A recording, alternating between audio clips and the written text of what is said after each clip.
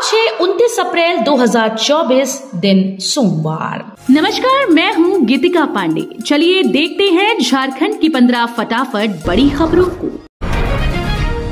CM चपई पहुंचे शहर, समीर मोहंती को जीत दिलाने की भरी हुंकार। झारखंड के मुख्यमंत्री चपई सोरेन रविवार को जमशेदपुर पहुंचे। यहां वो झामुमो के द्वारा सिद्धगोड़ा टाउन हॉल में आयोजित बूथ स्तरीय कार्यकर्ता संवाद कार्यक्रम में शामिल हुए। उनके साथ जमशेदपुर लोकसभा सीट से इंडी गठबंधन के प्रत्याशी सह बहरागोड़ा विधायक समीर मोहंती भी मौजूद रहे। इसके अलावा कार्यक्रम में घाटशिला विधायक रामदास सोरेन, पोचका विधायक संजीव सरदार भी उपस्थित रहे। झारखंड के 11 जिलों में सीवियर हीटवेव का ऑरेंज अलर्ट जारी।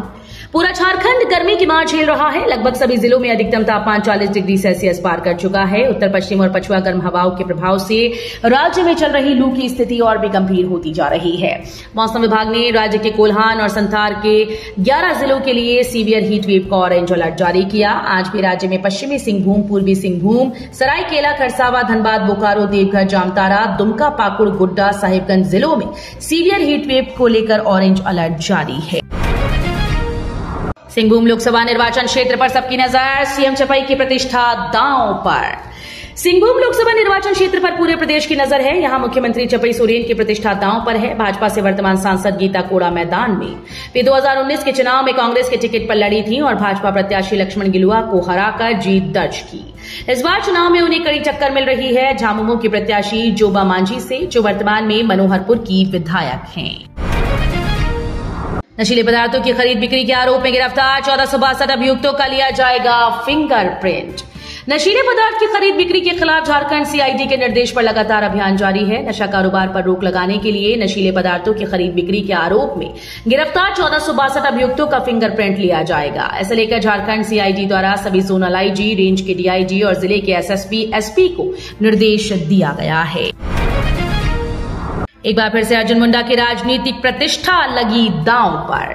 भाजपा के वरिष्ठ नेता और केंद्रीय मंत्री अर्जुन मुंडा के लिए आसन लोकसभा चुनाव उनके राजनीतिक जीवन मरण से जुड़ गया है। वे झारखंड के खूंटी लोकसभा सीट से दूसरी बार चुनाव मैदान में हैं। भाजपा द्वारा अर्जुन मुंडा को दूसरी बार खूंटी से उम्मीदवार बनाए जाने से ये सीट झारखंड की सबसे हॉट सीट बन गई। वर्ष 2019 के लोकसभा चुनाव में अर्जुन मुंडा को कांग्रेस प्रत्याशी कालीचरण से कड़ी टक्कर मिली थी और महज 1445 वोटों के अंतर से मुंडा चुनाव जीते थे। झारखंड की 4 सीट पर हो सकता है त्रिकोणीय मुकाबला। झारखंड में लोकसभा चुनाव दिलचस्प होता जा रहा है। एक ओर जहां भाजपा ने लगभग 50 दिन पहले उम्मीदवारों के नाम घोषित कर दिए, भाजपा के उम्मीदवार लोगों तक पहुंचने भी लगे। वहीं इंडिया गठबंधन आपसी तय फॉर्मूले के बाद भी उम्मीदवार उतारने में देर की।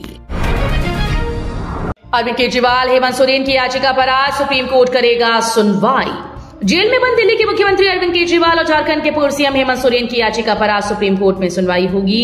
दोनों दिग्गज नेताओं की याचिकाओं पर जस्टिस संजीव खन्ना और दीपांकर दत्ता की बेंच सुनवाई करेगी।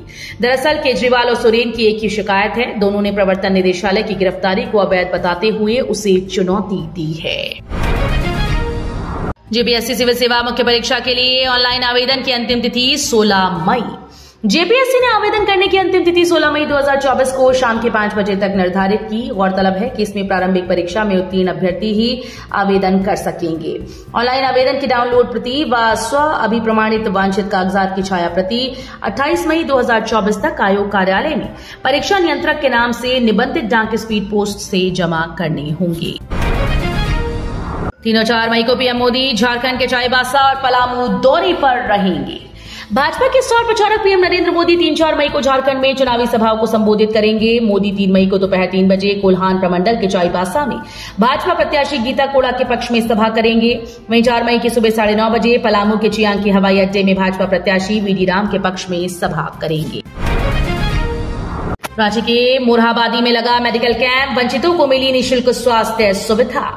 रविवार को चैरिटेबल चाम एनजीओ ने ऑक्सीजन पार्क के सामने एक मेडिकल कैंप का आयोजन किया। इस कैंप का उद्देश्य गरीब और लाभहीन लोगों को मुफ्त मेडिकल सेवाओं का लाभ पहुंचाना था।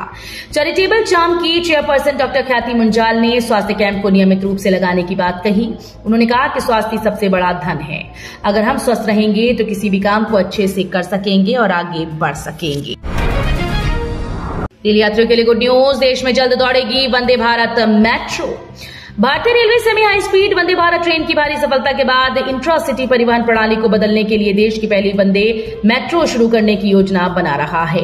वंदे भारत मेट्रो कम समय में ही ज्यादा स्टॉपेज को कवर करने में मदद करेगी और इसमें शहरवासियों की आवश्यकताओं को ध्यान में रखते हुए कई तरह की नई सुविधाएं होंगी। अपराधी अमन साहू गिरोह के मयंक सिंह के घर राजस्थान पहुंची एटीएस, चिपकाया इश्तेहार। जेल में बंद अपराधी अमन साहू गिरोह के मयंक सिंह के घर झारखंड एटीएस की टीम पहुंची। एटीएस की टीम राजस्थान के अनूपगढ़ जिले के मंडी थाना क्षेत्र स्थित घरसाना गांव पहुंची। वहां मयंक सिंह के घर जाकर डुगडुगी बजाई और इश्तेहार चिपकाया। एटीएस का दावा है कि मयंक सिंह का असली नाम सुनील कुमार मीणा है। वो मलेशिया में रहकर झारखंड के कारोबारियों को डरा धमकाकर अवैध उगाही में जुटा हुआ है। 10वीं के बाद अब 12वीं की बारी। जैक बोर्ड इस डेट में घोषित कर सकता है परिणाम। झारखंड एकेडमिक काउंसिल की ओर से कक्षा 10वीं का रिजल्ट घोषित होने के बाद अब 12वीं का रिजल्ट भी घोषित होने वाला है। रिपोर्ट के मुताबिक जैक बोर्ड की ओर से 12th क्लास का रिजल्ट कल तक घोषित किया जा सकता है। हालांकि अभी तक बोर्ड की ओर से नतीजों को लेकर कोई भी आधिकारिक जानकारी नहीं दी गई। जेएसई 12th रिजल्ट 2024 ऑनलाइन माध्यम से ऑफिशियल वेबसाइट पर घोषित किया जाएगा।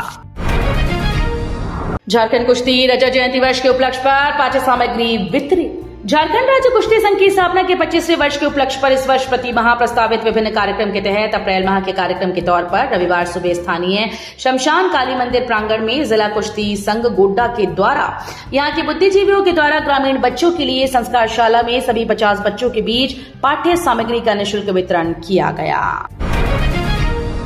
इस दिन आएगी पीएम किसान सम्मान निधि योजना की 17वीं किश्त।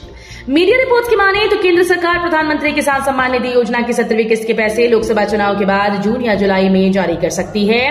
हालांकि सरकार ने अभी तक इसको लेकर किसी प्रकार का कोई आधिकारिक ऐलान नहीं किया है।